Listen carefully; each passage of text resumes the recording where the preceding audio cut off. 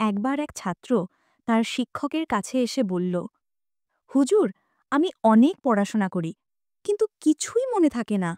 আমি যত শিখি সব ভুলে যাই। শিক্ষক কিছু না বলে ছাত্রকে একটি ফাঁপা ঝুড়ি দিলেন এবং বললেন, যাও, নদী থেকে পানি তুলে নিয়ে আসো। ছাত্র অবাক হয়ে বলল, হুজুর, এই ঝুড়িতে তো পানি থাকবে না, সব বের হয়ে যাবে। শিক্ষক শান্তভাবে উত্তর দিলেন, তবুও চেষ্টা করো। ছাত্র কয়েকবার চেষ্টা করল, কিন্তু প্রতিবারই পানি গড়িয়ে বের হয়ে গেল। শেষে হতাশ হয়ে বলল, হুজুর, এই ঝুড়িতে তো কোনোভাবেই পানি থাকে না, সব বের হয়ে যায়।